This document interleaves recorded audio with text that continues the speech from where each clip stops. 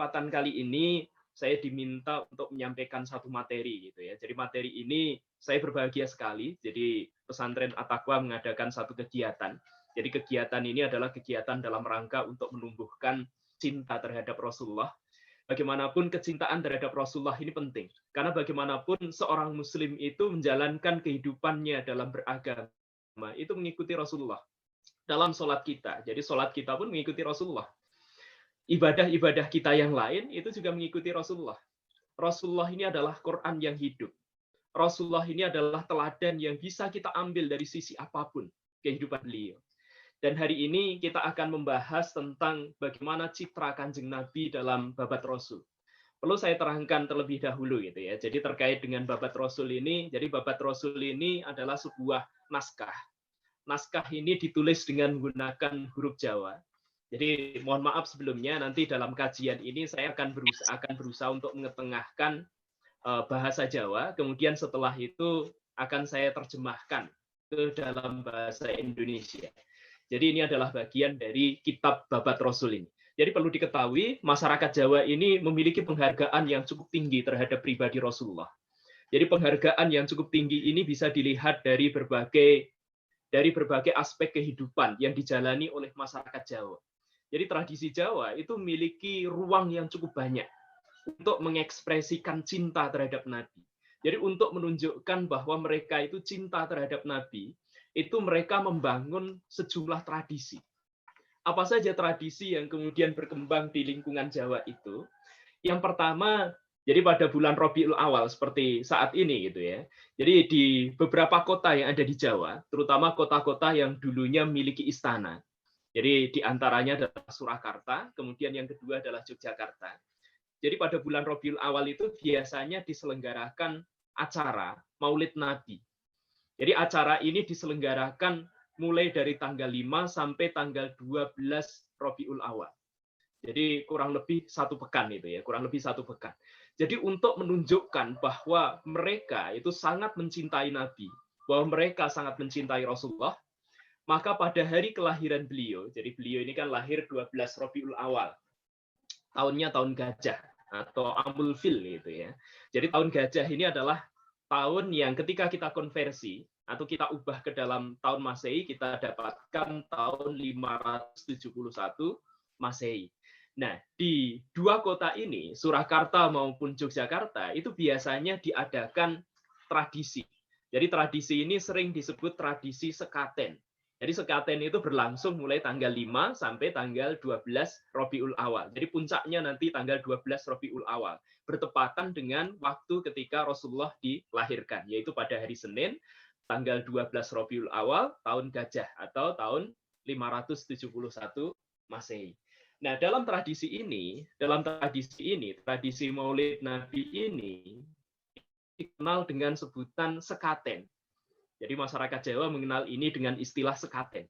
Apa yang dimaksud dengan sekaten itu? Sekaten itu konon, jadi kata sekaten ini berasal dari kata syahadatain, yang maknanya adalah 2 kalimat syahadat, yaitu asyhadu alla ilaha illallah wa asyhadu anna Muhammad Rasulullah. Jadi 2 kalimat syahadat ini atau syahadatain ini kemudian karena lidah Jawa di masa lampau itu ya agak kesulitan untuk mengucapkannya, maka kemudian disebut sebagai sekaten. Jadi sekaten gitu ya. Nah, acara ini biasanya diselenggarakan 1 tahun sekali untuk memperingati kelahiran Rasulullah Shallallahu Alaihi Wasallam. Jadi di situ acara besar itu dilaksanakan. Nanti mulai tanggal 5 sampai tanggal 12 itu biasanya banyak masyarakat yang jadi mereka ini datang ke kota kerajaan kalau di masa lampau gitu ya. Dan konon acara ini sudah berlangsung sejak era Kesultanan Demak. Jadi Kesultanan Demak, kemudian setelah itu beralih ke Pajang, dari Pajang kemudian beralih ke Mataram, dan berikutnya itu dari Mataram kemudian beralih ke Kartosuro, dari Kartosuro itu kemudian beralih ke Surakarta dan Ngayogyakarta itu ya. Jadi acara ini sudah diselenggarakan oleh masyarakat Jawa dalam waktu yang cukup panjang. Jadi untuk menunjukkan bagaimana kecintaan mereka terhadap Rasulullah. Jadi ini merupakan acara tahunan. Sampai hari ini di 2 kota ini, baik Surakarta maupun Yogyakarta, itu masih bisa kita saksikan. Selain itu, ada juga ekspresi-ekspresi yang lain untuk menunjukkan bagaimana kecintaan terhadap Rasulullah. Jadi misalnya dalam acara-acara tertentu dilakukan pembacaan barzanji. Jadi ada pembacaan barzanji. Jadi barzanji ini berarti di situ dibacakan tentang kisah hidup Rasulullah. Jadi bagaimana kisah kehidupan beliau, bagaimana akhlak beliau di situ dibicarakan. Kemudian selain itu, masyarakat Jawa juga menandai ritus-ritus mereka. Jadi ritus-ritus kehidupan mereka. Jadi tahapan-tahapan kehidupan utama mereka dengan menunjukkan ekspresi kecintaan terhadap Nabi. Misalnya ya, jadi ini lepas dari keberadaan. Jadi persoalan ini merupakan persoalan yang bid'ah atau tidak. Tapi ini kita anggap saja sebagai bagian dari tradisi yang dimiliki oleh masyarakat Jawa. Jadi misalnya dalam ritus selamatan misalnya. Jadi selamatan itu semacam syukuran. Jadi masyarakat Jawa itu memiliki beberapa bentuk syukur. Jadi ungkapan rasa syukur. Ketika mereka mendapatkan nikmat tertentu dari Allah, maka mereka biasanya mengadakan syukuran. Jadi syukuran itu acara makan-makan. Nah, di situ biasanya ada doa-doa khusus yang kemudian dipanjatkan, dan dalam doa-doa yang dihadirkan di situ nama Rasulullah itu juga disebut. Jadi sholawat itu juga dikumandangkan. Jadi di sini kita melihat gitu ya, dalam praktek pun ternyata masyarakat Jawa, meskipun sebagian dari mereka ada yang dalam tanda kutip dereng lampai. Dereng lampai itu maknanya belum melaksanakan syariat. Jadi ada juga sebagian yang belum sholat dan seterusnya. Tapi sejak awal mereka sudah menunjukkan ekspresi bahwa mereka mencintai Nabi. Ungkapan dereng lampai atau belum menjalankan, di situ memuat peluang bahwa di masa selanjutnya mereka akan melaksanakan. Jadi harapannya mereka nanti akan melaksanakan sholat sebagaimana kita, mereka juga akan bayar zakat, mereka juga berpuasa, dan seterusnya. Kemudian selain itu, ada juga ritus yang lain, misalnya dalam ritus mitoni. Jadi dalam kehamilan 7 bulan itu, biasanya dalam kehamilan 7 bulan ini, masyarakat Jawa itu juga menyelenggarakan acara. Jadi acaranya ini adalah acara mitoni. Dalam acara mitoni ini, biasanya dibacakan beberapa surat yang berasal dari Quran. Jadi surat-surat ini nanti digunakan untuk menunjukkan kedekatan, atau mereka berusaha untuk mendekatkan diri kepada Islam. Surat apa saja yang dibaca? Di antaranya adalah surat Yusuf.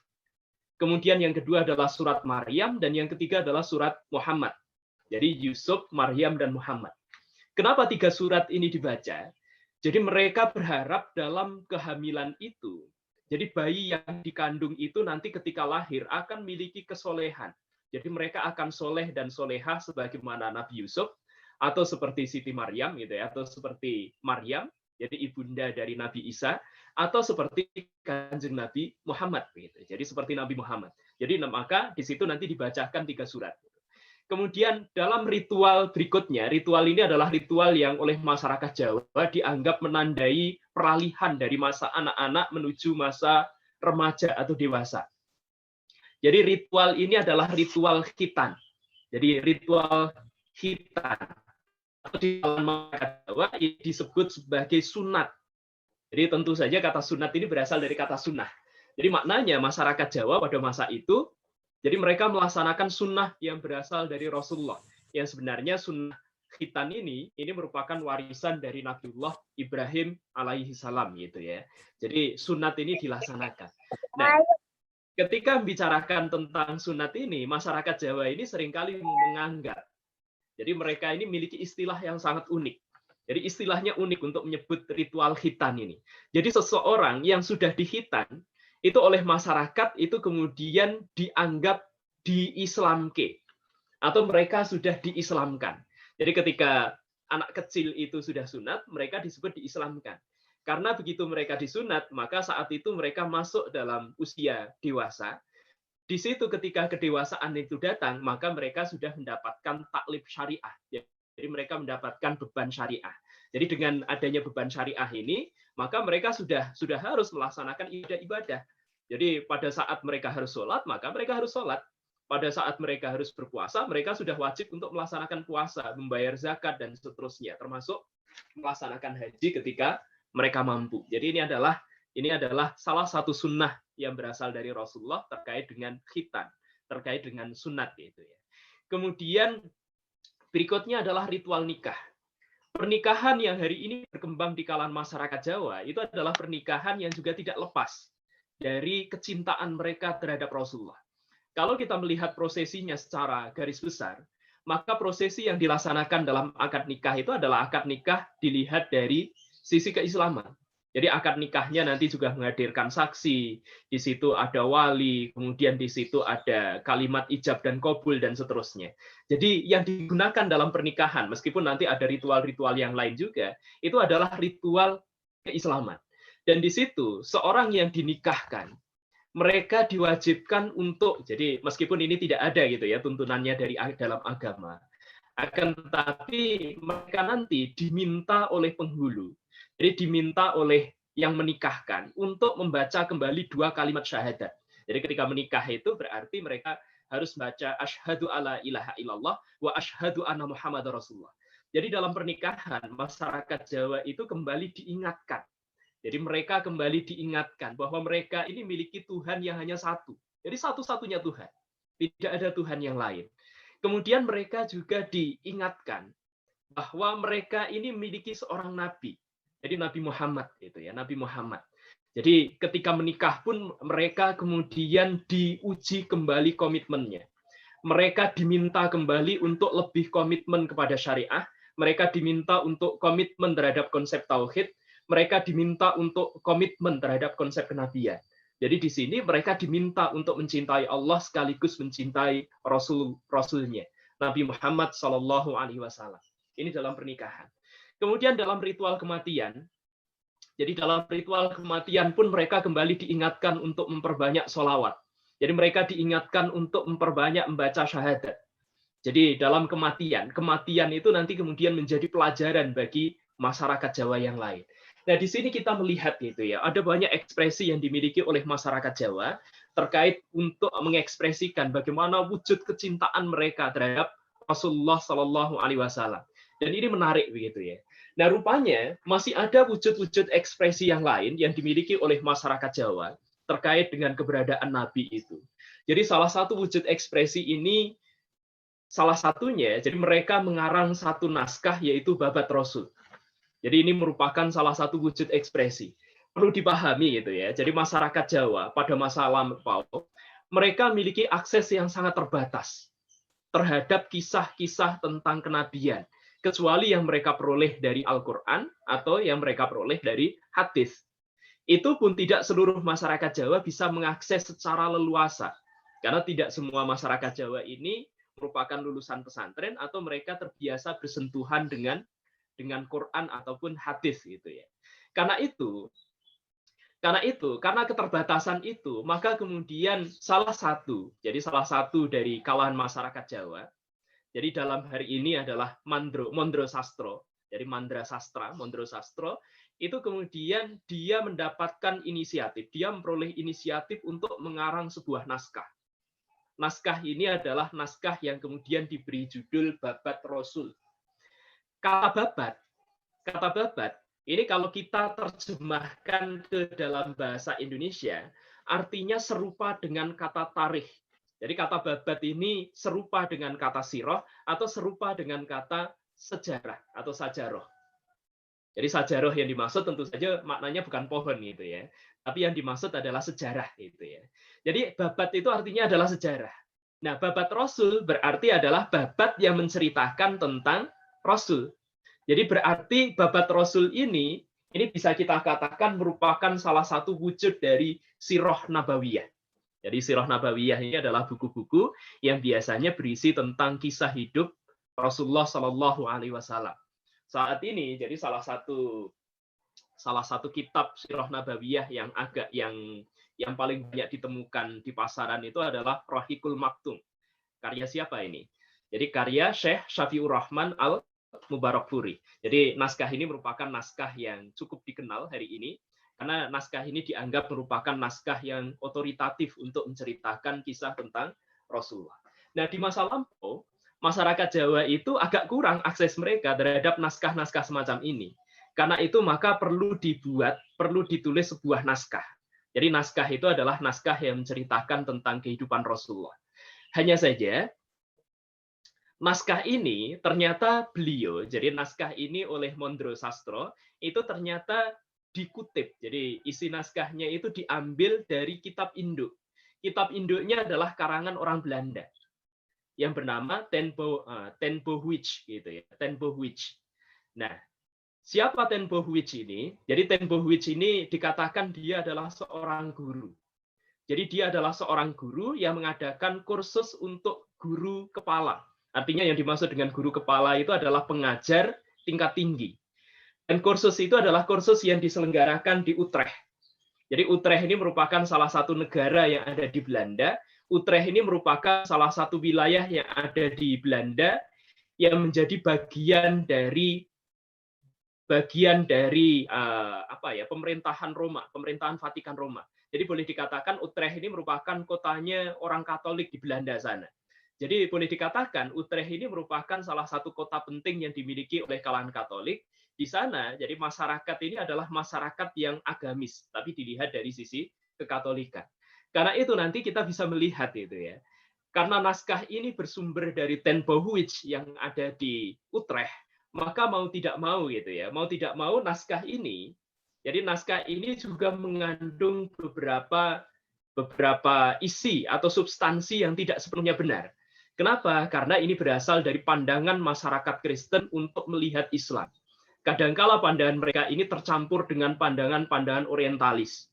Maka di sini nanti ada beberapa bagian yang perlu saya luruskan juga terkait dengan keberadaan naskah ini.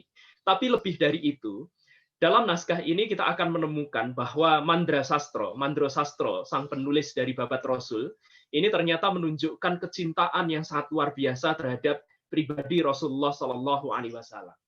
Jadi ini adalah keberadaan naskah. Oh ya, sebelum itu saya tampilkan terlebih dahulu.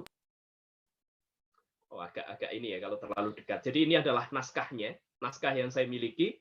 Tapi mohon maaf naskah ini sudah agak terlalu jadi naskah ini sudah agak terlalu tua sekali. Karena naskah ini berasal dari tahun 1923. Jadi dari tahun 1923. Naskah ini pun adalah cetakan yang ketiga. Jadi naskah ini pertama kali diperkenalkan jadi naskah ini ditulis pertama kali tahun 1912. Dan setidaknya sudah diterbitkan sebanyak 4 kali.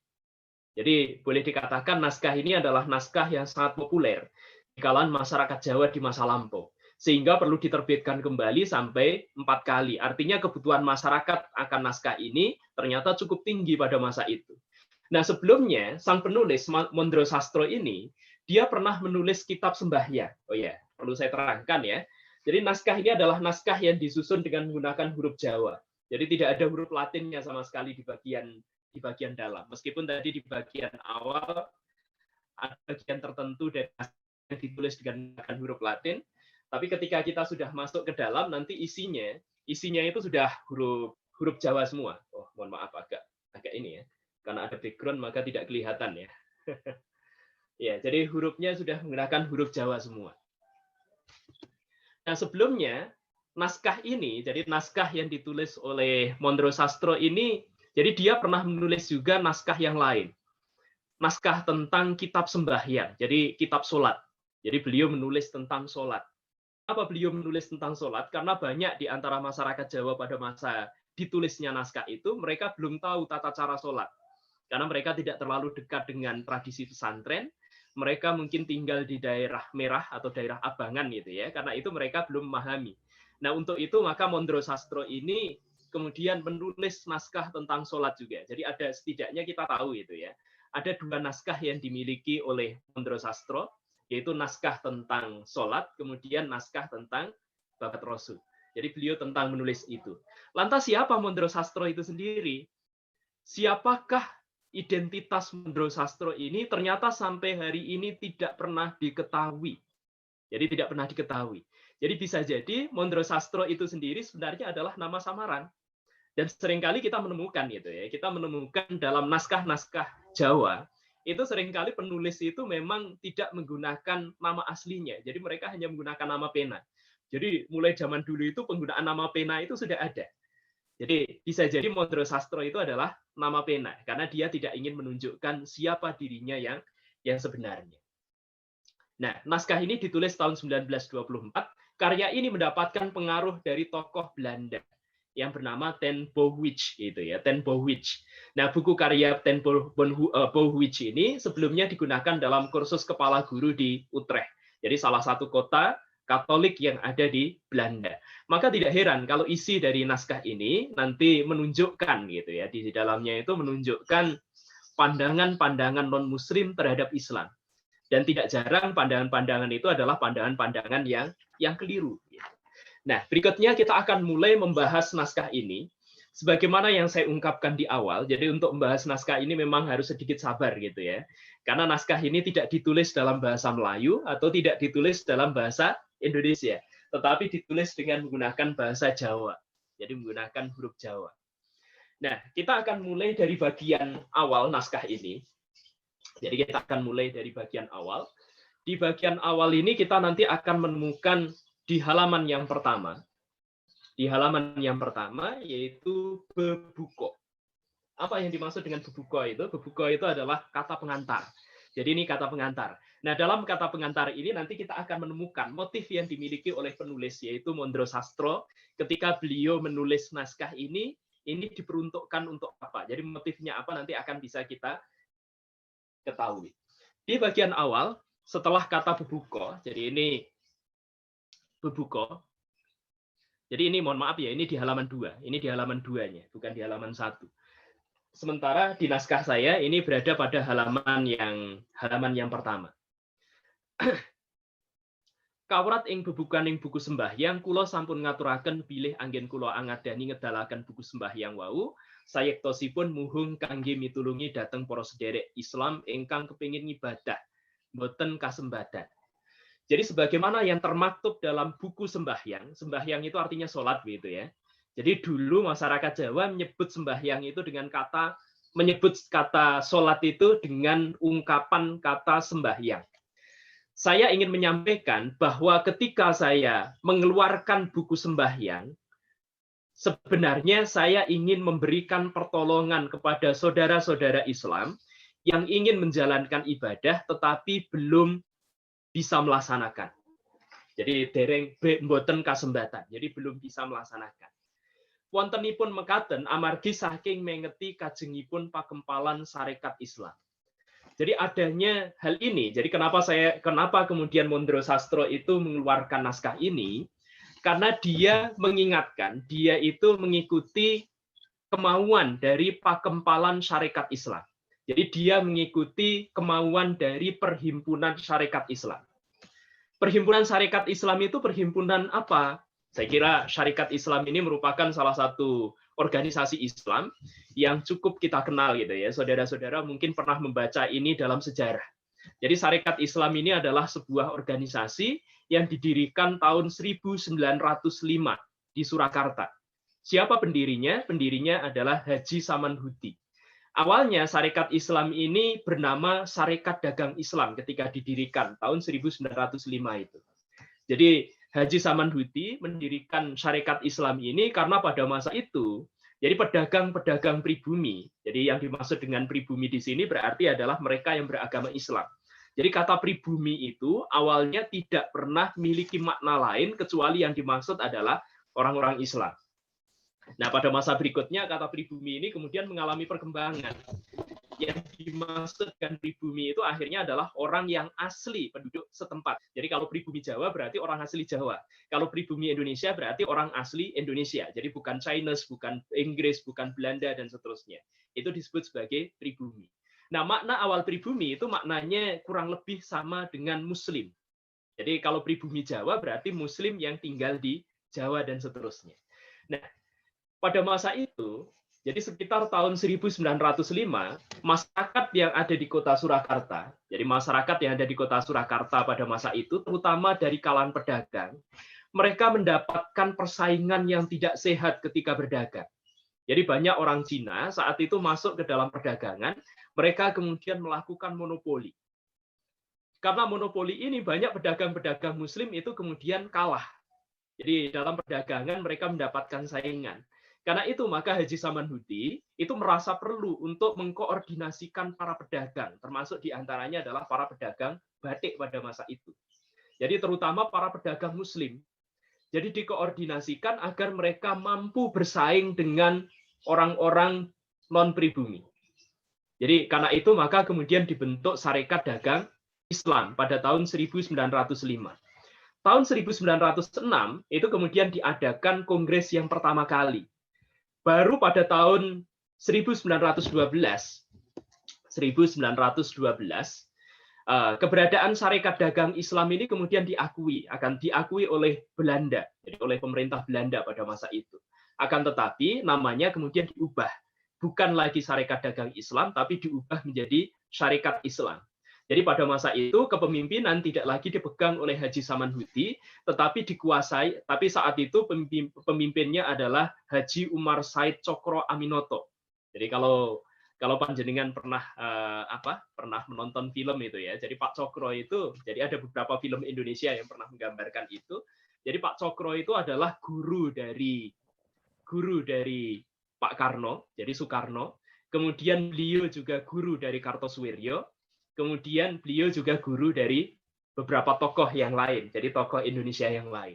Jadi ini Pak Cokro Aminoto, jadi seorang yang dianggap luar biasa pada masa itu. Nah, Syarikat Islam ini baru diakui oleh Belanda tahun 1912. Pada tahun inilah, jadi pada tahun 1912 inilah Babat Rasul ini ditulis. Jadi Babat Rasul ini pertama kali ditulis tahun 1912. Jadi tepat pada saat perkumpulan Syarikat Islam saat itu diakui oleh Belanda, dan pada saat Haji Umar Said Cokro Aminoto memimpin Syarikat Islam itu. Jadi apa saja tujuan dari Syarikat Islam ini? Yang pertama, jadi Syarikat Islam ini merupakan lembaga yang anti-imperialisme, meskipun saat itu Belanda sedang menjajah Indonesia. Jadi seringkali Haji Umar Said Cokro Aminoto ini dicurigai melakukan agitasi. Jadi upaya untuk melawan pemerintah Belanda. Kemudian yang pertama, jadi tujuannya, jadi Syarikat Islam itu untuk membantu perdagangan pribumi. Jadi kalangan pedagang pribumi itu dibantu agar mereka mendapatkan akses dalam perdagangan. Jadi di sini berarti kegiatan Syarikat Islam yang pertama itu berkaitan dengan peningkatan ekonomi umat Islam. Jadi pada awalnya itu hanya umat Islam yang ada di Surakarta, tapi setelah itu berkembang di wilayah Hindia Belanda. Jadi wilayah yang saat itu dikuasai oleh pemerintah Belanda. Kemudian yang kedua, selain membantu perdagangan, jadi Syarikat Islam ini juga didirikan untuk menentang imperialisme. Jadi menentang penjajahan. Karena itu maka keanggotaan yang ada di dalamnya itu seringkali dicurigai oleh Belanda. Kemudian selain itu, Syarikat Islam ini juga difungsikan untuk membantu mereka yang memiliki tingkat kesulitan ekonomi. Jadi terutama kalangan rakyat miskin, fakir miskin, dan seterusnya, nanti mereka dibantu untuk ditingkatkan harakatnya melalui Syarikat Islam. Selain itu, jadi tujuan didirikannya Syarikat Islam itu untuk menjalankan agama. Jadi untuk menjalankan agama dan sekaligus menyiarkan agama itu kepada masyarakat. Karena itu maka kita bisa melihat gitu ya. Jadi hadirnya kitab-kitab, salah satunya adalah Babat Rasul ini bisa jadi merupakan salah satu bentuk dari kebijakan yang kemudian dikeluarkan oleh Syarikat Islam. Jadi naskah ini adalah naskah yang kemudian, jadi naskah ini merupakan naskah yang kemudian dihasilkan dalam rangka untuk menyiarkan agama Islam kepada masyarakat. Kemudian berikutnya tujuan Syarikat Islam itu untuk menyelenggarakan pendidikan yang layak bagi masyarakat. Karena kebanyakan masyarakat pada masa penjajahan Belanda, saat itu mereka tidak mendapatkan akses pendidikan yang layak. Jadi alhamdulillah ya, hari ini kita sudah mendapatkan akses yang lebih besar dibandingkan masyarakat di masa lampau, terutama akses dalam bidang pendidikan. Kemudian berikutnya, jadi tujuan dari Syarikat Islam itu untuk memperbaiki pandangan-pandangan yang keliru tentang Islam yang ada di kalangan masyarakat Jawa. Jadi perlu dipahami ya, sebagian dari masyarakat Jawa itu pada masa itu merupakan golongan yang dereng lampai. Jadi mereka belum melaksanakan Islam dengan baik, meskipun mereka secara formal adalah pemeluk agama Islam. Jadi mereka belum melaksanakan itu, tapi mereka punya cita-cita untuk melaksanakan itu. Kadangkala karena keilmuan yang mereka miliki itu tidak tinggi, itu kadangkala mereka memiliki persepsi-persepsi yang keliru tentang Islam. Karena itu maka hadirnya Syarikat Islam itu berfungsi untuk meluruskan hal itu. Ini tentang Syarikat Islam gitu ya. Kemudian saya lanjutkan pada bagian berikutnya. Ing sawedaling buku sembahyang kula purun anamtokaken para sedherek ingkang maos uger kepareng anglampahi tamtu sampun lajeng saged anindakaken piyambak. Boten sarana dipun tuntun ingkang ing liyan. Awit pangraos kula buku wau sampun amepeki ing kaperluan. Jadi ini masih terkait dengan buku sembahyang yang tadi dibicarakan.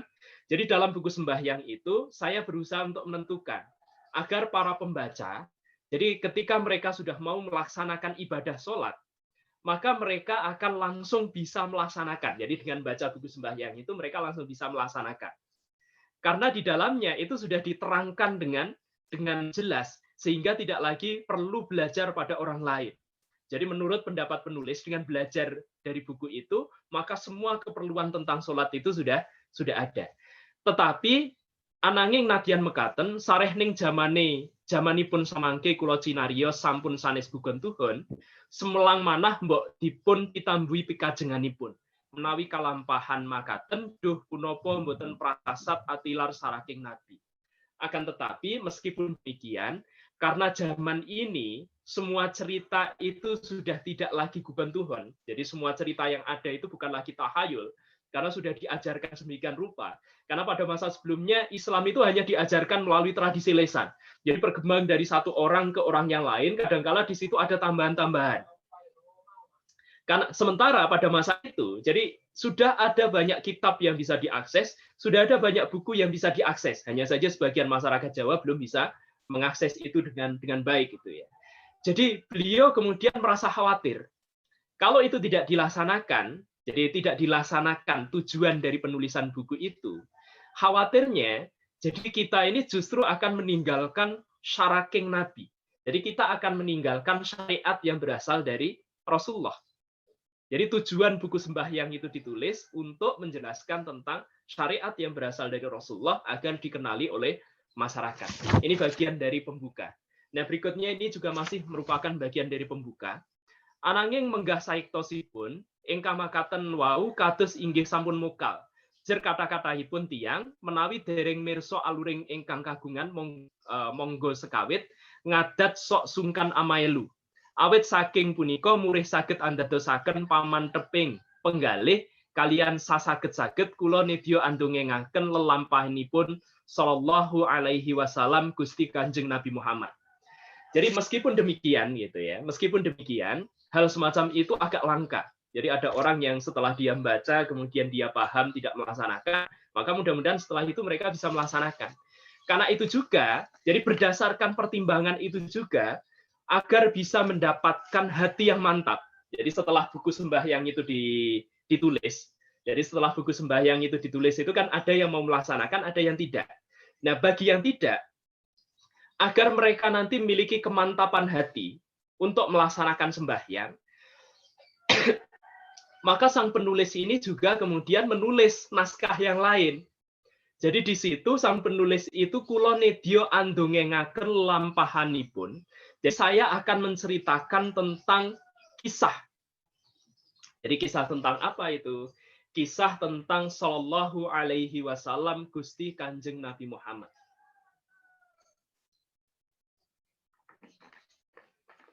Jadi tujuan dari penulis itu di sini sudah kita ketahui. Kenapa beliau itu mengarang naskah ini?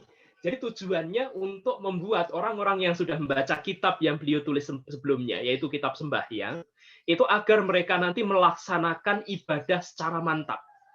Nah, ibadah yang mantap ini bisa diperoleh ketika mereka sudah mengetahui riwayat hidup Rasulullah Shallallahu Alaihi Wasallam.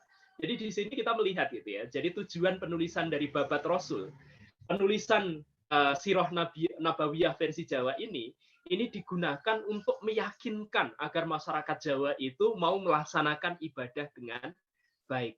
Dene dongeng wau kula damel buku inggih punika buku Babat Rasul punika. Adapun cerita tentang kisah Nabi ini saya buat dalam bentuk buku yaitu Babat Rasul ini gitu ya. Jadi yang dimaksud adalah Babat Rasul yang hari ini kita pelajari.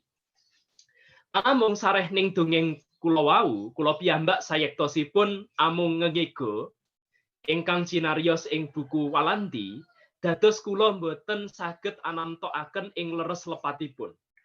Amung ingkang dados pamareming manah dene gancaranipun cariyos punika teka sae.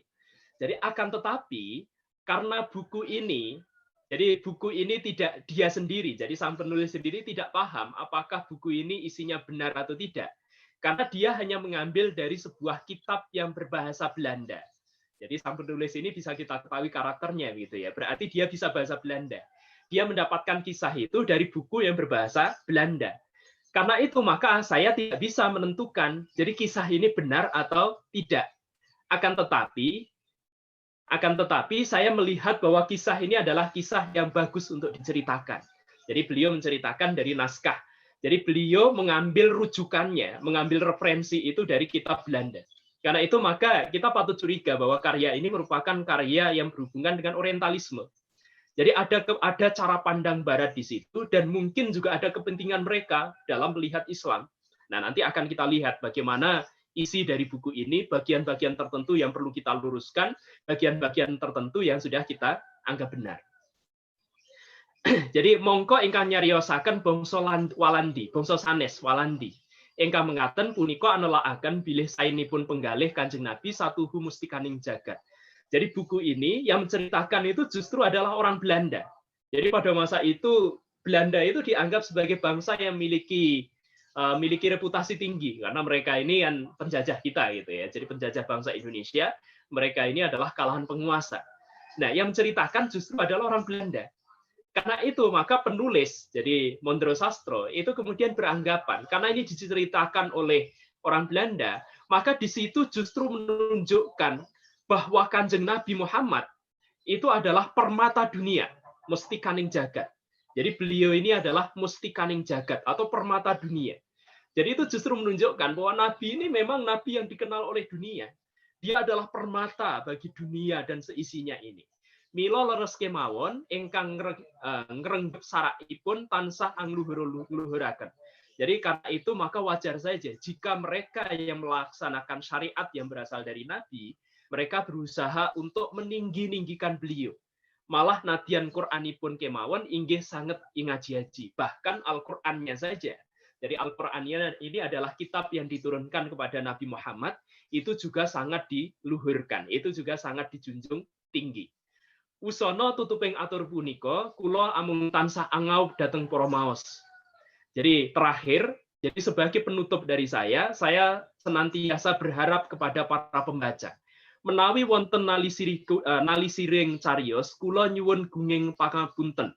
Jadi kalau ada bagian dari cerita yang saya ceritakan ini yang keliru, maka saya mohon maaf yang sebesar-besarnya. Mondro Sastro. Jadi Mondro Sastro ini adalah nama penulisnya. Jadi kita bisa melihat gitu ya motif penulisannya. Yang pertama untuk melengkapi buku tentang sholat. Jadi buku sembahyang yang sudah beliau tulis. Jadi bagi mereka yang belum melaksanakan sholat, maka dengan membaca kisah Nabi ini diharapkan mereka nanti akan memiliki kemantapan hati. Jadi dengan kemantapan hati ini mereka akan melaksanakan syariat Islam. Salah satunya adalah sembahyang atau salah satunya adalah sholat dengan baik. Jadi dengan membaca ini maka kita bisa mengenali pribadi Nabi, dengan mengenali pribadi Nabi maka keluhuran beliau. Jadi ketinggian akhlak beliau, ketinggian budi beliau nanti bisa bisa kita teladani dalam kehidupan kita pada hari ini. Nah, berikutnya kita masuk dalam pembicaraan selanjutnya yaitu tentang masa kelahiran Rasulullah. Kacarios Gusti Kanjeng Nabi punika anggenipun miyos wonten ing tanah Arab. Wiyosipun nalika ing taun Walandi angka 571.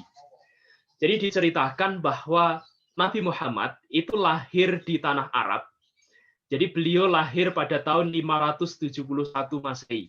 Atau tepatnya sebagaimana saya ungkapkan di awal, jadi Rasulullah itu lahir tanggal 12 Rabiul Awal pada tahun Gajah.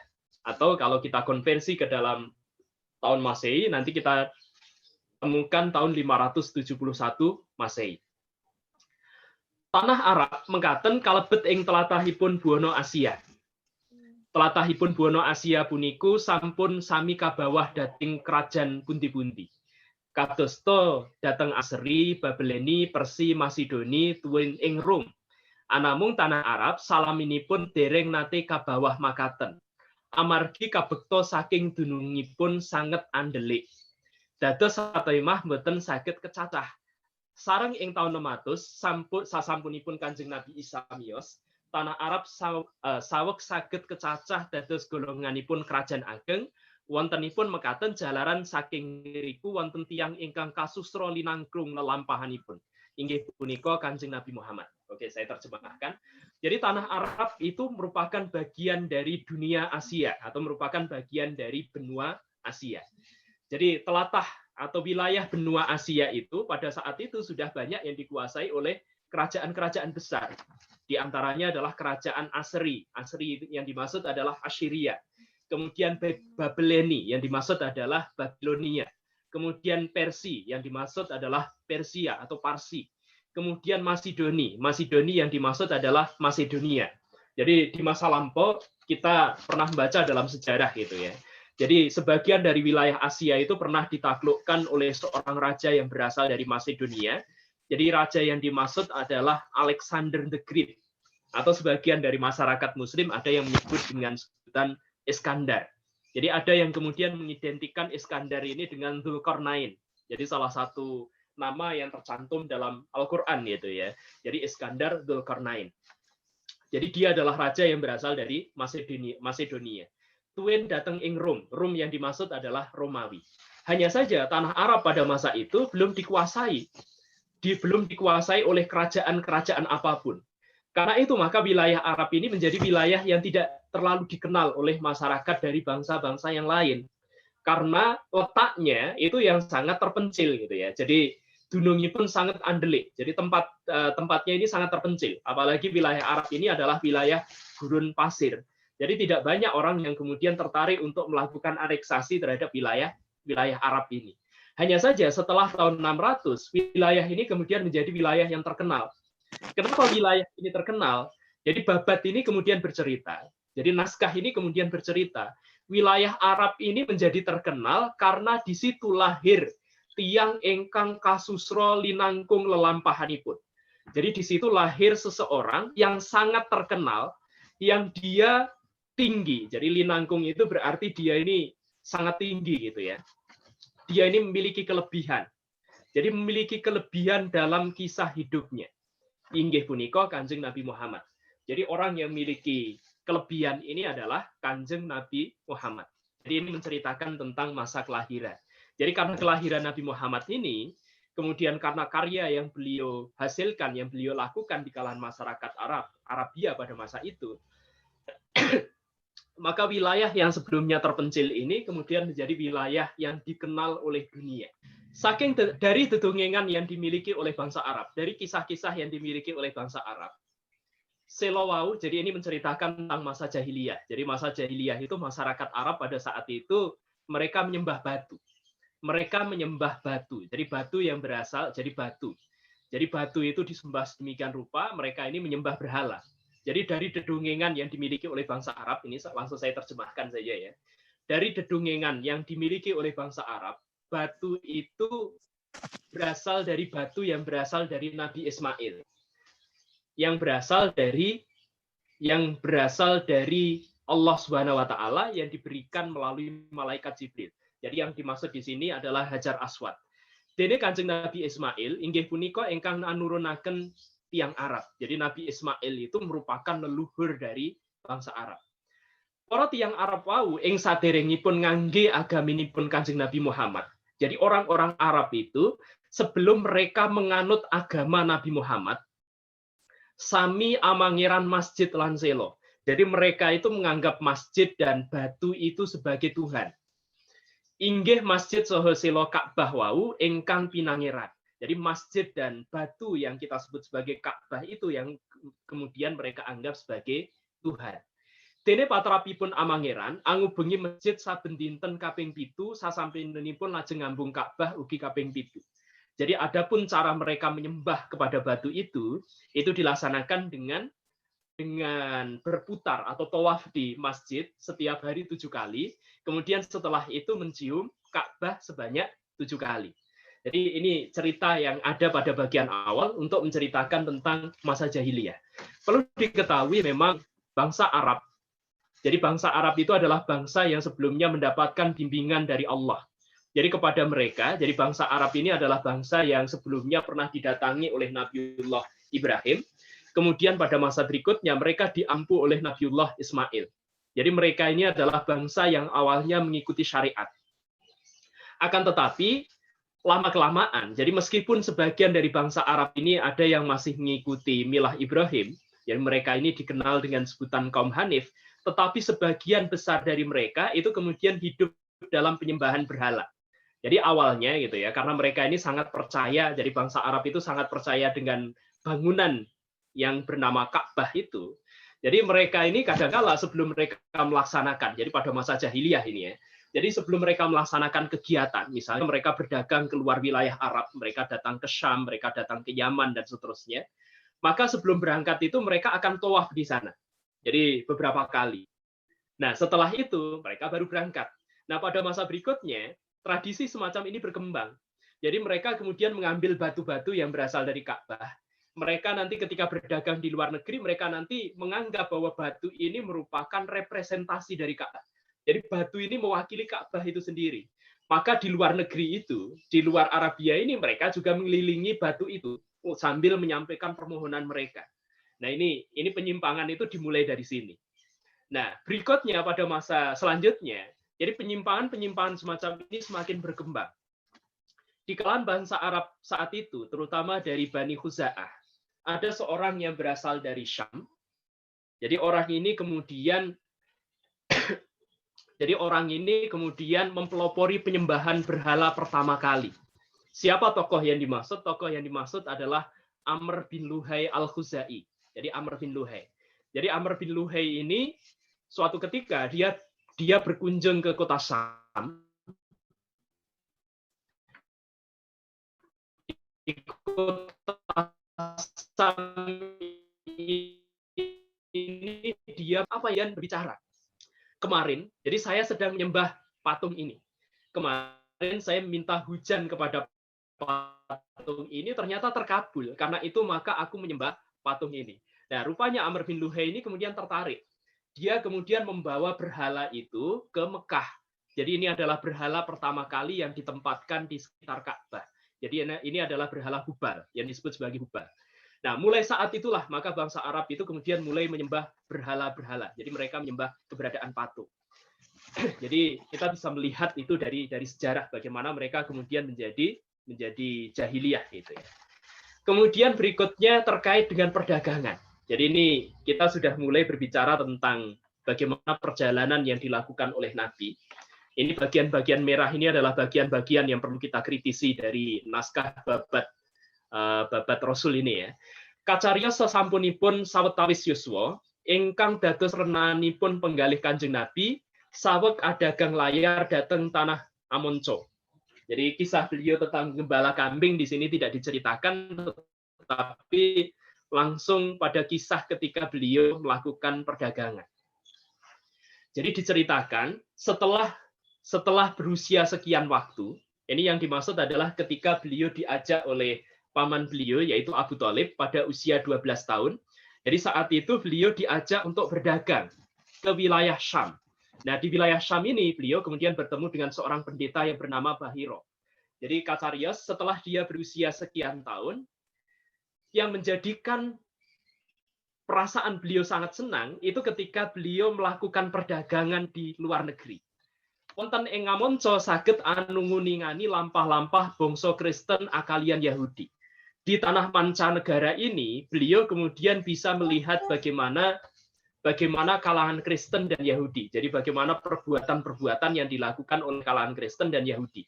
Wusono sangat andadosaken sumedut miwah panggunggunging penggalih. Jadi karena itu maka itu kemudian membuat beliau ini merasa jadi merasa risau. Beliau kemudian merasa galau, merasa sangat sedih. Sebab kedua agama itu dene sekalih-kalihipun sampun sami kasinungan iman dening pangeran. Karena kedua agama ini ternyata pengikutnya itu sudah miliki iman yang berasal dari Tuhan. Adapun tiang Arab, mongko tetiang Arab, adapun orang-orang Arab ingkang bangsanipun tasih sangat kelintu pangidepipun. Adapun bangsa Arab itu agamanya masih sangat keliru. Teko ing Kristen lan sarta Yahudi malah sampun keimanan. Sementara orang Yahudi dan Kristen mereka sudah memiliki keimanan dalam hati mereka. punika ndadosaken redatosipun penggalih ngantos kawijil pangaduhipun tembungipun. Jadi karena itu maka itu kemudian membuat hati Muhammad itu menjadi sangat sedih. Bahkan sampai kemudian beliau mengaduh. Jadi mengaduh itu berarti mengungkapkan kesedihannya gitu ya. Yang ungkapannya adalah, wahai Tuhan, duh Allah ingkang asifat mirah lan asih, wahai Allah yang maha pengasih, maha pemurah lagi maha pengasih, apa sebabnya? Mengapa bangsa Arab ini sampai saat ini belum bisa jadi sampai saat ini masih berbeda dengan bangsa Kristen dan Yahudi. Bangsa Kristen dan Yahudi, mereka ini sudah memiliki keimanan. Sementara bangsa saya, yaitu bangsa Arab, itu ternyata belum memiliki keimanan. Wahai Allah, benjing punapa menggah wontenipun kamirahanipun pangeran amaringatken nabi panutan dateng tetiang bangsa kula ing Arab. Wahai Allah, sampai kapan engkau akan memberikan kemurahan kepada bangsa Arab kami, agar kepada bangsa ini diutus seorang nabi. Jadi seorang nabi yang akan menghilangkan semua agama yang keliru ini. Sinantunan pangidep agami ingkang leres sarta sae. Jadi diganti dengan agama yang benar dan agama yang benar dan baik. Jadi dalam ungkapan yang ada dalam Babat Rasul ini diungkapkan. Jadi ketika Rasulullah itu berkunjung ke negara manca, jadi di sini yang dimaksud nanti kalau kita membaca dalam Sirah Nabawiyah, saya menggunakan rujukan Rohikul Maktumnya Syekh Syafiur Rahman Al-Mubarakfuri untuk membahas naskah ini. Di sana kemudian ditemukan gitu ya, jadi ketika berkunjung ke luar negeri ini, Nabi Muhammad ini dia kagum terhadap orang-orang Yahudi dan Nasrani karena mereka sudah memiliki keimanan. Karena adanya kekaguman ini, beliau kemudian memiliki perasaan, beliau bersedih dan berdoa. Jadi dalam doanya itu beliau berharap agar kepada bangsa Arab itu kemudian diutus seorang Rasul. Nah, di sini ada bagian tertentu yang kita harus hati-hati. Kebetulan saya membaca dari sebuah sirah, jadi sirah Hayatu Muhammad yang ditulis oleh Muhammad Hussein Haikal. Jadi sudah diterjemahkan ke dalam bahasa Indonesia menjadi Sejarah Hidup Muhammad. Nah, buku yang ditulis oleh Muhammad Hussein Haikal ini juga banyak menggunakan sumber-sumber yang berasal dari kalangan orientalis. Ada bagian yang agak sama yang diceritakan dalam buku Muhammad Hussein Haikal ini yang kita temukan dalam babat Rasul ini.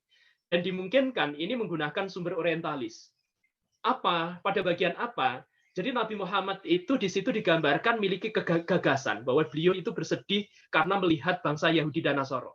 Perlu kita pahami itu ya, ketika Rasulullah berkunjung ke Syam, saat itu beliau baru berusia 12 tahun.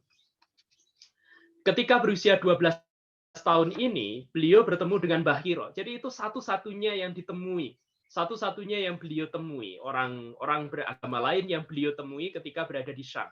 Karena setelah itu, Bahiro ini menjelaskan, karena Bahiro ini ternyata tahu ada ciri-ciri kenabian, nabi yang akan datang yang dinanti-nantikan oleh kalangan Yahudi dan Nasoro. Jadi itu ternyata ada pada diri Rasulullah. Ketika melihat itu ada pada diri Rasulullah, Bahiro ini kemudian langsung menyarankan kepada Abu Thalib, anak ini harus segera dibawa pulang. Kalau tidak, khawatirnya dia nanti akan dibunuh oleh orang-orang Nasoro atau orang-orang Yahudi. Jadi setelah itu segera pulang. Karena itu cerita semacam ini tidak mungkin terjadi. Jadi cerita bahwa Rasulullah itu kemudian beliau sangat sedih ketika melihat bagaimana perbuatan-perbuatan yang dilakukan oleh Yahudi dan Nasoro. Jadi seolah-olah Nabi Muhammad itu mengajarkan Islam itu sebelumnya belajar dari Yahudi dan Nasoro. Jadi tentu ini salah. Jadi kalau kita memahami ini, justru di sini kita melihat itu ya, pandangan orientalis itu sangat kental.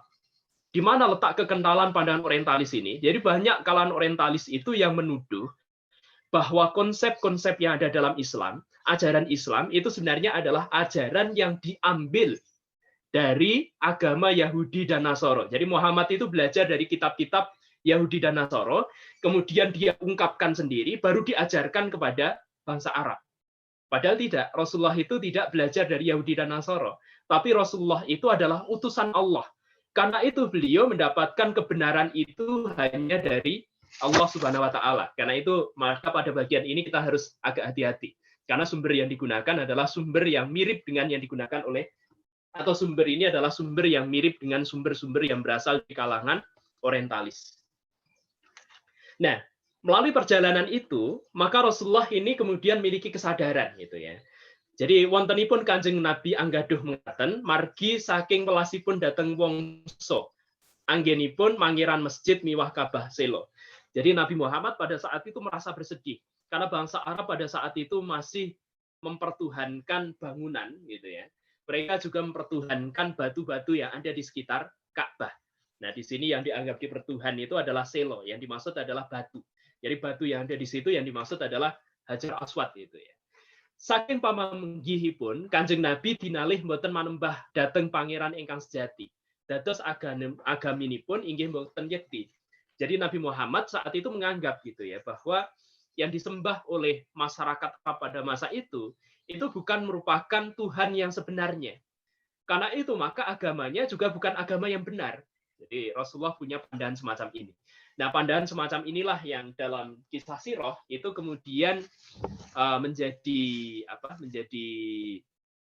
alasan Rasulullah untuk melakukan kholwat. Jadi beliau kemudian melakukan kholwat di Gua Hiro. Sampai beliau kemudian saat itu mendapatkan wahyu yang pertama. Oh, mohon maaf, agak saya percepat ya. Jadi tidak akan saya bacakan semuanya. Nah, bawanipun ingkang dados isen-isenipun penggalih, cipta utama karsanipun pangeran salebeteng rogo ardo Kanjeng Nabi malah angsal wewengan. Kabuka ninging sedya. Jadi pada masa itu, karena Rasulullah ini banyak berpikir tentang segala sesuatu, memikirkan kondisi bangsa Arab pada masa itu, maka kemudian dalam sakit hati beliau, jadi bukan sakit hati dalam artian yang negatif gitu ya. Jadi hati beliau ini merasa rogo itu maknanya sakit ya. Rogo ardo itu maknanya sakit dalam hati. Tapi yang dimaksud bukan dalam makna yang negatif. Jadi beliau itu merasa sedih karena bangsa Arab belum menyembah Tuhan yang sebenarnya. Nah, saat memikirkan itu semua, Rasulullah ini kemudian justru mendapatkan wewengan. Artinya hati beliau pada saat itu kemudian terbuka. Jadi terbuka ningin sedya. Jadi saat itu kehendaknya kemudian terbuka dalam kondisi yang paling tentram, dalam kondisi yang paling hening. Saged anat moto dateng bangsa ningin lelembat. Nah, ini bagian yang perlu kita kritisi. Saat itu beliau bisa menyaksikan bangsa atau makhluk halus. Jadi mungkin yang dimaksud adalah jin, setan, dan seterusnya. Nah, saya juga menemukan dalam beberapa naskah yang ditulis oleh kalangan orientalis, jadi Muhammad itu dimungkinkan adalah seorang yang terganggu oleh jin. Jadi dia ini sebenarnya mendapatkan gangguan dari jin dan seterusnya, dia kemudian mendapatkan wahyu dari jin yang diajarkan pada umat manusia. Jadi dimungkinkan kisah tentang hal ini ditemukan dalam tulisan yang ditulis oleh Ten Bowich gitu ya, Ten Bowich tadi. Sanalika punika Kanjeng Nabi asta menggalih. Karena itu maka Nabi Muhammad itu kemudian merasa sedih. Bilih satemenipun inggih panjenenganipun punika ingkang jumeneng nabinipun bangsa Arab. Jadi setelah itu Nabi Muhammad itu kemudian merasa sedih karena beliau pada saat itu kemudian beliau diangkat menjadi seorang nabi. Jadi nabi bagi bangsa Arab. Prasto mekatan punika lajeng katurunan malaikat Jabaroil. Jadi peristiwa ini ditandai dengan turunnya malaikat Jibril. Angemban supatro ingkang sinerat ing papan saloko peparinganipun Hyang Maha Suci. Jadi saat itu malaikat Israel itu diceritakan beliau membawa sebuah papan. Papan itu dibuat dari saloko. Saloko itu perak gitu ya. Nah, kisah semacam ini tentu saja kisah yang tidak bisa kita pastikan kebenarannya. Dalam kisah turunnya wahyu kita mengetahui itu ya. Jadi Rasulullah itu didekap oleh malaikat Jibril, kemudian malaikat Jibril mengatakan bacalah. Rasulullah kemudian menjawab, aku tidak bisa baca. Nah, setelah itu didekap lagi gitu ya, sampai Rasulullah itu seolah-olah tidak bisa bernapas. Bacalah, aku tidak bisa baca. Bacalah, aku tidak bisa baca. Setelah beberapa kali Rasulullah kemudian bertanya, apa yang harus aku baca gitu ya? Apa yang harus aku baca? Maka kemudian setelah itu turun wahyu yang pertama. Jadi Iqra bismi rabbikal ladzi khalaq dan seterusnya.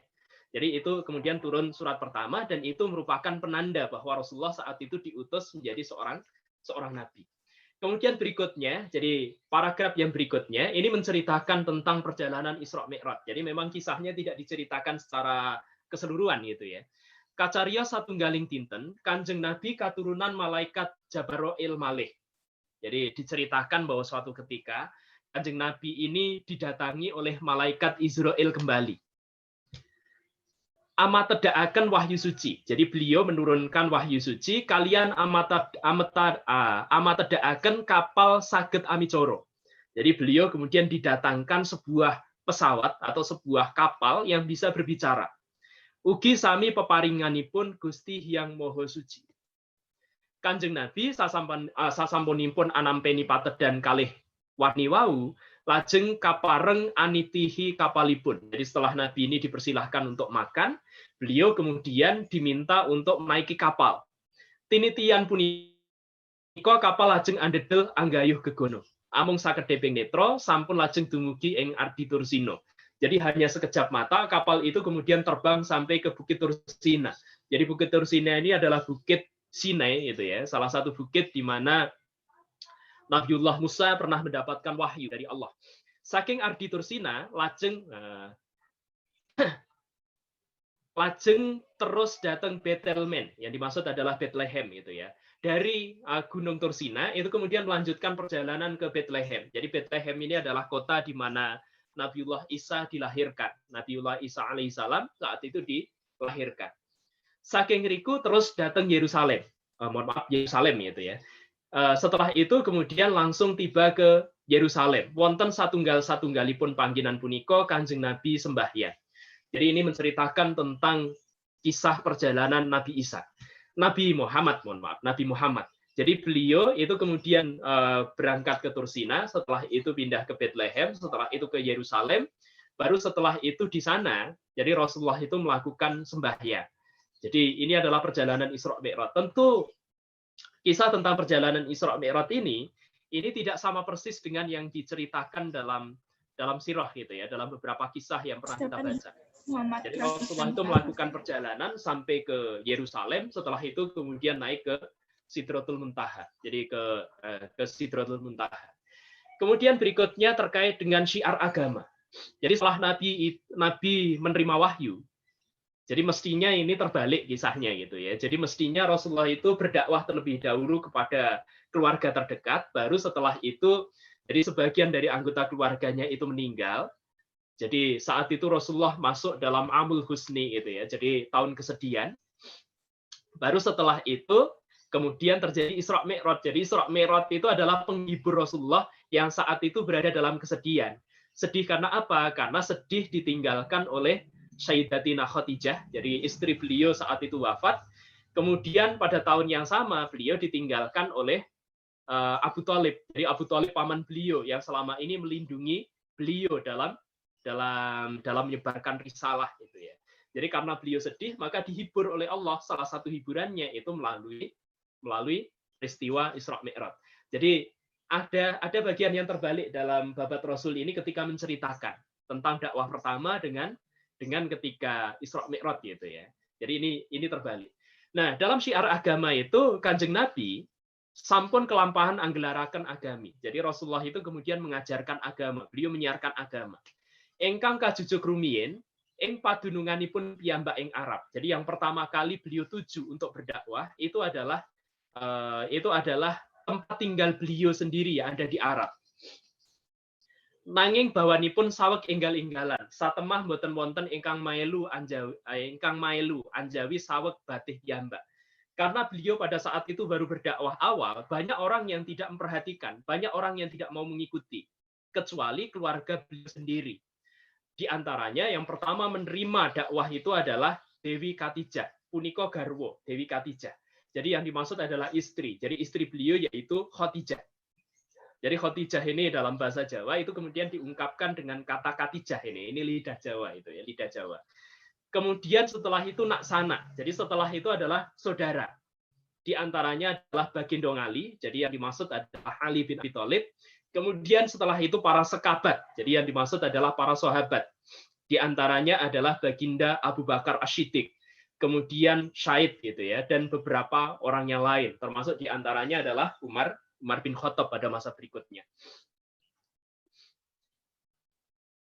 Dene anggenipun tiang Arab sami mboten mailu, adapun penyebab orang-orang Arab itu tidak mengikuti atau tidak memperhatikan risalah Nabi, wau sabab saking panggegetipun dateng agami lami, sampun sanget mantemipun.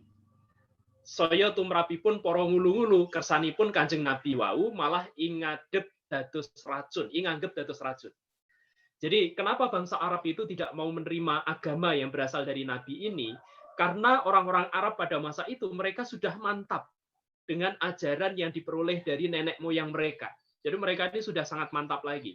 Apalagi bagi para pemimpinnya. Jadi pemimpin-pemimpin orang Arab pada masa itu. Jadi mereka justru menganggap bahwa kehadiran Nabi Muhammad itu sebagai racun.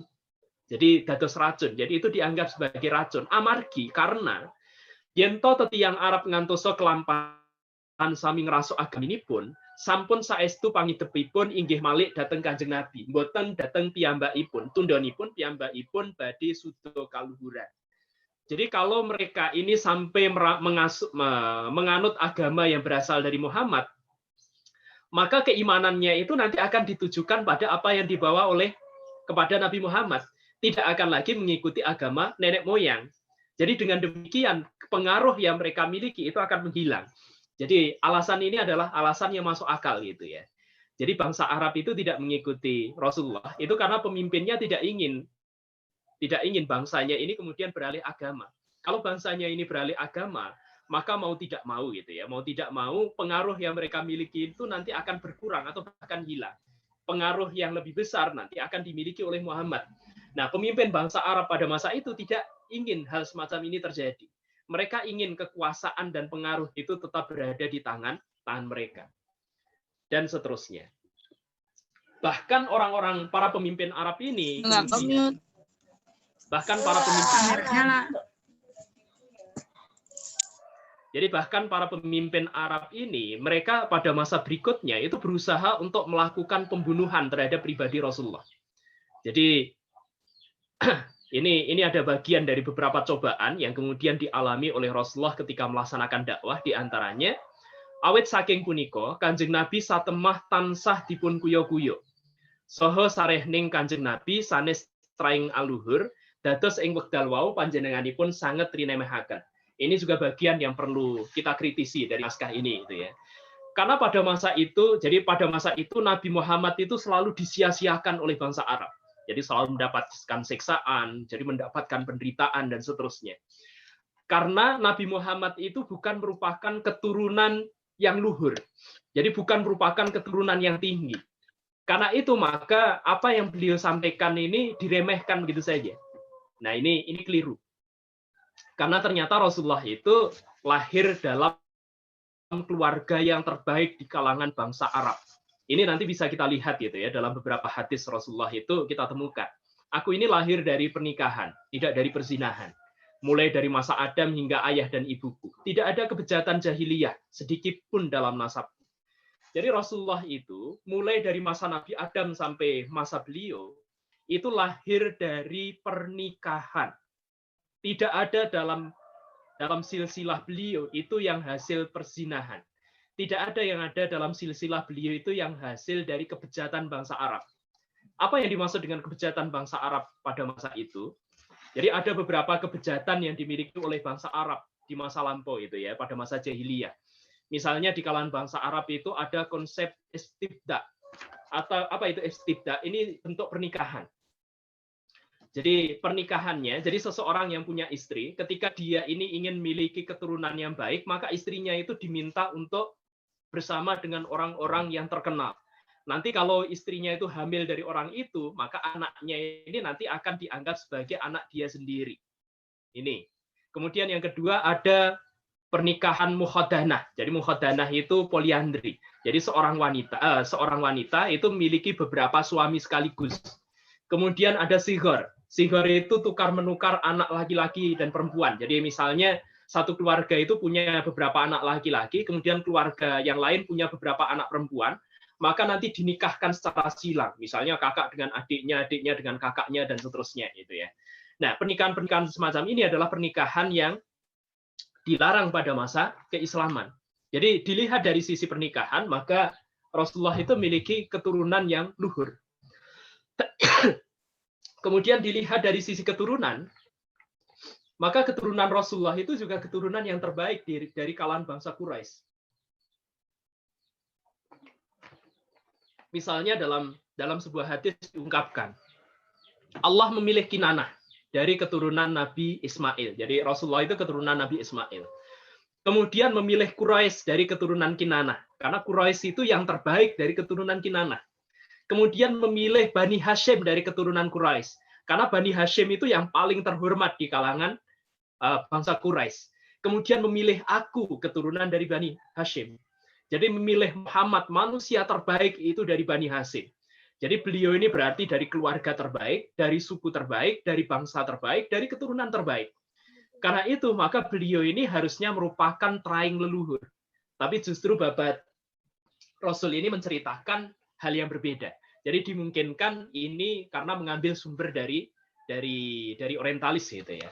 Kanjeng Nabi dipun kuyo-kuyo dan seterusnya. Oke, saya lanjutkan berikutnya. Sampai beliau bahkan kemudian mengalami rencana pembunuhan. Nah, rencana pembunuhan ini, jadi tetiang Arab punapa malih ulu-ulunipun nyumerpi lekasing Kanjeng Nabi anggenipun boten kagungan kendak niko. Sakelangkung muringipun, kekentelanipun manah rumaos boten lega dereng nyedani Kanjeng Nabi. Awit saking punika lajeng sami saeka praya angluruki Kanjeng Nabi dhateng dalemipun. Jadi orang-orang Arab itu, apalagi para pemimpinnya, ketika mereka melihat Rasulullah itu berdakwah dan ternyata Rasulullah ini tidak bisa dihalangi. Jadi tidak bisa dihalangi, maka mereka ini sangat marah. Maka mereka itu kemudian mengorganisir orang-orang Arab.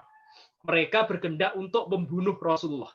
Mereka kemudian mendatangi rumah Rasulullah. Setelah itu rumah beliau kemudian dikepung. Jadi dikepung.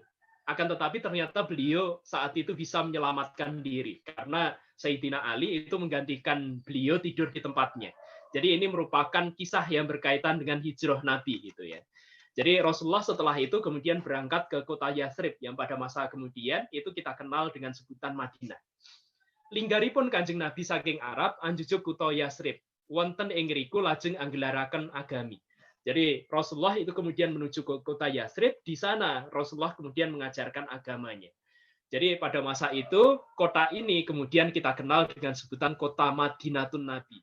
Jadi kotanya Nabi. Jadi beliau pertama kali hijrah beliau yaitu tahun 622 ini kita peringati sebagai tahun pertama Hijriah. Nah, berikutnya kita akan bicarakan tentang bagian yang paling penting dari Sirah Nabawi yang berupa babat Rasul ini. Karena bagaimanapun ketika kita mempelajari sirah, maka di situ ada beberapa hal yang harus kita ambil hikmahnya gitu ya. Kita mengambil ibroh atau pelajaran yang berasal dari kisah-kisah yang berasal dari masa lampau. Dan salah satu pelajaran yang bisa kita peroleh dari Sirah Nabawiyah, termasuk diantaranya adalah babat Rasul, itu adalah ibroh, itu adalah pelajaran, itu adalah hikmah. Jadi kita akan mencoba untuk melihat. Nah, sang penulis sendiri itu kemudian mengemukakan sejumlah hikmah yang bisa kita peroleh dari sikap dan karakter yang dimiliki oleh Rasulullah. Yang pertama, ing sasugengipun Kanjeng Nabi tansah angegungaken tindak ngesoraken diri. Jadi selama kehidupan Rasulullah, beliau ini dikenal sebagai pribadi yang selalu merendahkan diri. Jadi beliau tidak pernah sombong. Beliau ini merendahkan diri kepada masyarakat. Mboten nate katuan penggalih drengki. Jadi dalam diri beliau itu tidak pernah ada perasaan dengki, serei, serian, tuil cecetilan. Jadi dalam diri beliau itu tidak pernah ada sifat-sifat buruk yang menjadi penyakit hati seperti dengki, kemudian iri hati, kemudian merasa tidak senang ketika orang lain mendapatkan nikmat, kemudian setelah itu kikir. Jadi beliau ini tidak kikir. Jadi beliau ini tidak kikir. Dalam beberapa kisah itu kita menemukan Rasulullah itu ketika dalam diri beliau itu ada harta, maka harta itu akan segera mengalir pada pihak yang lebih membutuhkan. Bahkan balik malah sabar, lilan lalegowo. Jadi Rasulullah itu justru sebaliknya. Beliau ini adalah seorang yang memiliki pribadi yang sabar. Beliau ini memiliki sifat yang ridho. Beliau ini memiliki sifat yang ikhlas. Jadi justru sifat Rasulullah itu semacam ini. Saben kagungan karso amung tansah utami. Jadi ketika beliau ini memiliki kehendak, maka kehendaknya itu selalu kehendak yang utama. Kalampahan ing karso amung tinalatosan kanthi sumende kersaning sukmo. Jadi di sini nanti saudara-saudara harus belajar dari diri Rasulullah gitu ya. Setiap beliau memiliki kehendak atau memiliki kemauan yang beliau miliki itu hanya kemauan yang utama. Apa kemauan yang utama itu? Kemauan untuk senantiasa mendekatkan diri kepada Allah dalam setiap perbuatan yang kita miliki. Jadi melakukan apapun, maka apapun yang dilakukan itu menjadi sarana untuk mendekatkan diri taqarrub ilallah. Jadi mendekatkan diri kepada Allah. Tumrap dateng para sudra popo, Kanjeng Nabi sakelangkung sih sutresno, boten anggalih singgan singgun. Sadaya rinapahan rinengkuh tunggil sudoro. Jadi kepada orang-orang yang fakir dan miskin, Rasulullah itu sangat mencintai mereka. Jadi Rasulullah ini tidak pernah menganggap mereka ini sebagai orang lain, tapi mereka ini disentuh, mereka ini diperlakukan seperti saudara. Jadi Rasulullah ini adalah orang yang sangat dekat dengan fakir miskin. Kemudian ingkang dados renanipun penggalih, Kanjeng Nabi angegungaken peparing saha tetulung. Yang menjadi hobi beliau, yang menjadi kesukaan beliau pada masa itu gitu ya. Jadi Rasulullah itu selalu mengunggulkan amaliyah, terutama amaliyah untuk memberikan harta kepada orang lain dan untuk menolong orang lain. Jadi Rasulullah itu selalu melakukan sedekah, Rasulullah selalu berusaha untuk menolong orang lain. Nah, ini beberapa karakter dan sikap yang harus kita warisi dari Nabi Muhammad menurut kitab Babat Rasul gitu ya. Kemudian berikutnya ini membicarakan tentang kemandirian Rasulullah sekaligus perilaku yang dimiliki oleh Rasulullah ketika beliau menjadi tuan. Jadi yang pertama, Kanjeng Nabi saking remenipun peparing saha tetulung abdinipun piyambak ingkang swita 18 taun laminipun ngantos rumaos mboten saged ngraosaken kados punapa menggah awratipun sesanggemanipun. Jadi karena Rasulullah itu pribadi yang mandiri gitu ya. Rasulullah itu juga mengerjakan urusan rumah tangga beliau sendiri. Beliau memperbaiki sandal beliau yang rusak, beliau juga mencuci pakaian beliau sendiri. Maka orang yang ada di rumah beliau itu sampai tidak merasakan bagaimana beratnya menjalani kehidupan. Terutama yang dimaksud adalah budak. Jadi yang diceritakan di sini mungkin karena tidak disebutkan namanya, mungkin yang dimaksud adalah Zaid bin Harithah. Jadi Zaid bin Harithah itu adalah budak beliau yang kemudian diangkat sebagai anak beliau. Jadi suatu ketika Zaid bin Harithah ini diculik oleh kawanan perampok, dia kemudian dijual gitu ya, dijual sebagai budak. Nah, yang membeli adalah Rasulullah.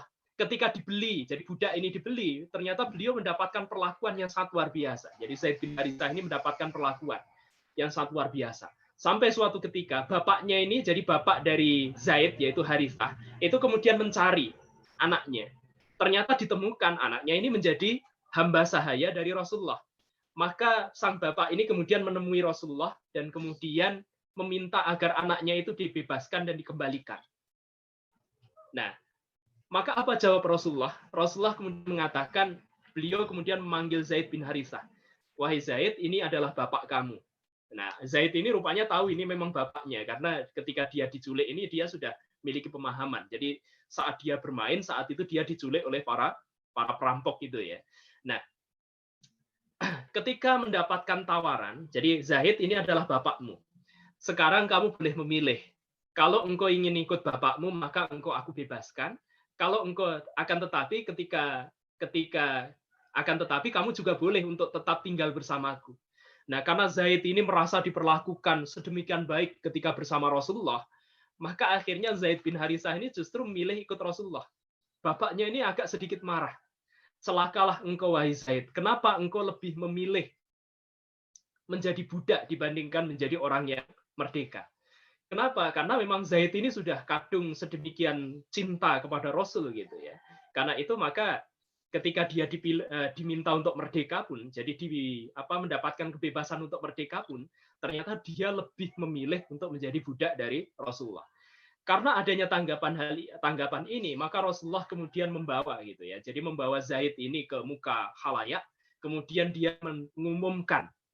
Jadi mulai hari ini Zaid bin Harithah ini adalah anak dari Muhammad Bahkan Rasulullah pada saat itu kemudian mengganti gitu ya. Jadi nama Zaid bin Harithah itu menjadi Zaid bin Muhammad.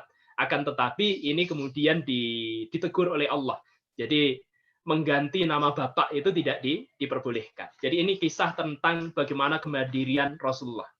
Jadi Rasulullah ini adalah pribadi yang sangat mandiri. Beliau mengerjakan tugas-tugas beliau sendiri, termasuk memperbaiki sandal, kemudian membantu istri yang sedang kerepotan, kemudian membantu mengasuh putranya dan seterusnya. Jadi diharapkan itu ya. Jadi saudara-saudara sebagai seorang muslim juga meneladani persoalan ini. Jadi Anda juga harus memiliki kemandirian sejak awal. Kemudian pada bagian yang lain juga diungkapkan Kanjeng Nabi sanes traing luhur. Ini tadi sudah saya bahas ya. Jadi Kanjeng Nabi itu bukan merupakan keturunan yang luhur. Faktanya Rasulullah itu justru adalah keturunan yang paling luhur karena beliau adalah keturunan dari Kinanah, beliau adalah keturunan dari Quraisy, beliau adalah keturunan dari Bani Hashim, dan beliau adalah seorang nabi. Beliau juga merupakan keturunan Nabiullah Ibrahim, beliau juga keturunan Nabiullah Ismail. Jadi justru beliau ini adalah terah yang sangat luhur. Hanya saja beliau miskin, dan di sini nanti diungkapkan itu. Nalika tasih timur amung dados pangen. Jadi ketika masih muda, beliau ini hanya menjadi seorang penggembala. Sareng sawatawis yuswa amung dados dagang. Jadi setelah beliau mendapatkan umur tertentu, beliau hanya berdagang. Supradosipun saged jumeneng nabi. Akan tetapi setelah itu ternyata beliau bisa menjadi seorang nabi. Dan memang ketika beliau berdagang, ketika beliau menjadi seorang penggembala, di situ sebenarnya ada satu proses yang sedang dijalankan oleh Allah. Proses ini adalah proses untuk merekayasa diri atau pribadi beliau untuk dipersiapkan menjadi seorang nabi. Salah satunya dengan menggembala. Jadi orang yang menggembala kambing itu kan tidak mudah. Kambing itu kan tidak punya otak gitu ya. Jadi untuk menggembalakan ini kadang-kala sulit karena ada kambing yang lari ke sana dan seterusnya. Di situ sebenarnya Nabiullah ini, Nabi kita ini sedang belajar tentang kepemimpinan. Siapa yang mengajari? Allah. Jadi ini sebenarnya adalah tadbir robani. Ini sebenarnya adalah proses rekayasa yang bersifat ilahiyah, yang bersifat robaniyah. Jadi di sini kita melihat bagaimana mandirinya Rasulullah sejak masih kecil. Bahkan ketika beliau sudah dewasa, beliau pun ternyata, jadi beliau ini ternyata kemudian melaksanakan tugas hariannya dengan baik. Maka tidak heran ketika naskah Babat Rasul ini kemudian menjuluki beliau sebagai Mustikaning Jagat. Jadi beliau ini adalah permata bagi dunia. Jadi Mustikaning Jagat. Ini adalah julukan yang diberikan oleh penulis di Babat Rasul terhadap pribadi Rasulullah. Oke, saya kira itu saja gitu ya. Oh ya, ada bagian yang perlu saya sampaikan juga. Jadi pada bagian yang terakhir saja. Jadi pada bagian yang terakhir dari Babat Rasul ini ada anjuran yang berasal dari penulis Babat, yaitu anjuran untuk melaksanakan dakwah. Jadi keutamaan seorang muslim, inggih kautaming muslimin inggih punika saged anjembaraken tebaning agami Islam. Jadi menjadi keutamaan seorang muslim ketika dia bisa menyiarkan agama Islam. Jadi jembarakan tebanipun itu berarti memperluas wilayah umat Islam. Bahkan di situ kemudian diungkapkan. Jadi orang yang berhasil menjembarkan Islam, orang yang berhasil menyebarkan Islam, maka dia nanti akan mendapatkan pahala. Ini saya mencari dalam beberapa hadis, ternyata belum saya temukan ya. Barangkali nanti kalau ada yang menemukan nanti bisa memberikan informasi. Jadi orang yang melakukan dakwah sehingga ada orang lain yang kemudian bisa masuk Islam karena dakwahnya, maka dia akan mendapatkan pahala seperti orang yang sudah melaksanakan sholat selama 70 tahun lamanya. Jadi ganjaranipun tiang asbahyang wonten ing griya 70 tahun laminipun. Jadi ketika dia sudah berdakwah itu mendapatkan pahala orang yang sembahyang selama 70 tahun. Nah, dalam beberapa hadis itu yang saya temukan adalah jadi orang yang berhasil mengislamkan orang lain itu akan mendapatkan pahala sebagaimana yang dimiliki oleh orang yang sudah diislamkan. Dan itu tidak akan mengurangi pahala dari orang yang sudah diislamkan itu diantaranya. Jadi saya kira itu ya. Jadi bagian yang terakhir ini sangat penting. Jadi perlu bagi kita untuk menjadi seorang dai, kita menyampaikan risalah yang berasal dari Nabi, kita sampaikan kepada umat kita hari ini. Jadi harapannya umat Islam itu nanti akan berkembang dengan baik. Jadi kalau di masa ditulisnya Babat Rasul ini jumlah umat Islam itu baru 170 juta. Jadi disebutkan di sini itu ya. Jadi pada masa itu Ewodene gunggunganipun jiwanipun taksih 170 juta. Jadi ada 170 juta orang yang menganut Islam.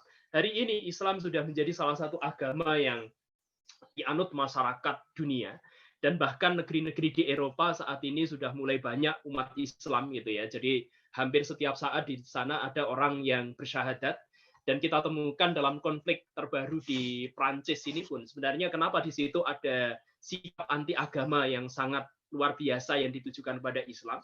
Ternyata perkembangan umat Islam di Prancis hari ini itu termasuk salah satu yang cukup tinggi di Eropa. Jadi mereka khawatir Prancis itu suatu ketika akan dihuni oleh umat Islam dalam jumlah yang lebih banyak.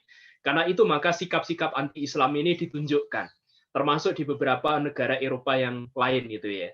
Jadi menjadi kewajiban kita untuk terus berdakwah agar risalah yang berasal dari Rasulullah itu sampai kepada umat kita hari ini. Jadi penting juga bagi kita untuk mengikuti teladan yang berasal dari Rasulullah. Oke, saya kira itu. Jadi kajian kita tentang Babat Rasul. Jadi salah satu karya sastra Jawa yang ditulis oleh Mandra Sastra hari ini itu ya. Jadi mudah-mudahan nanti ada sesuatu yang bisa kita peroleh. Jadi naskah ini sebenarnya merupakan bagian dari spirit yang ingin diwariskan oleh generasi di masa yang akan datang, oleh leluhur kita. Karena itu penting bagi diri kita gitu ya untuk mengikuti kajian-kajian naskah ini agar kita juga mewarisi spirit itu. Kita bisa melanjutkan dakwah itu, jadi sesuai dengan apa yang sudah mereka capai. Jadi kita ini bermula dari apa yang sudah dilakukan oleh orang-orang di masa lampau.